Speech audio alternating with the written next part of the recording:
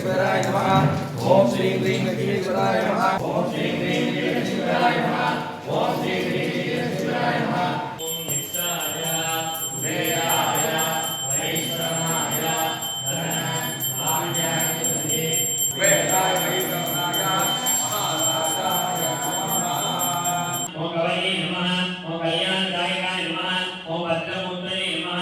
यजदावाय विद्महे सुदाय धीमहि तन्नः शुक्रः प्रचोदयात्। दिव्यमंगल दीपं दर्शयामि। வீட்டிற்கும் சொர்ண கௌரி, சொர்ணம் என்றால் லக்ஷ்மியையும் கௌரி என்றால் பார்வதியும் குறிக்கும். இந்த தெய்வத்தை நாம் வணங்குவதன் மூலம் நமக்கு குலதெய்வ அருளும் பரிபூர்ணமாக பெற்றுக் கொடுக்கும். மேலும் சொர்ணம் என்பது தங்கத்தையும் குறிக்கும் சொற்களாகும்.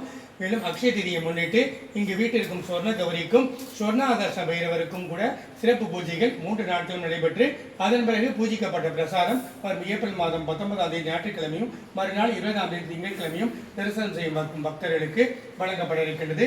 இந்த சொர்ண கௌரி வழிபடும் மூலம் நமக்கு சொர்ண பலம் பெற்றுக் கொடுக்கும் என்பது அதிகமாகும். சர்வமங்கல மாங்கல்யே சிவே சர்வார்த்த சாதகி. இந்த சொர்ண தாமரை அபிஷேக பூஜையை கண்டுகளித்திருக்கும் உங்களுடைய அனைவரின் இல்லங்களிலும் லக்ஷ்மி பேர சம்பத்து கொட்டட்டும் கொட்டட்டும். அரைக்காசமணின் அருள் எண்டட்டும் கிட்டட்டும் கிட்டட்டும். அக்ஷய திதி நன்னாளில் செல்வ வளமும் நல்ல ஆரோக்கிய வளமும் பெருகட்டும் பெருகட்டும். அரைக்காசமணின் அருளும் பரிபூர்ணமாக கிடைக்கட்டும்.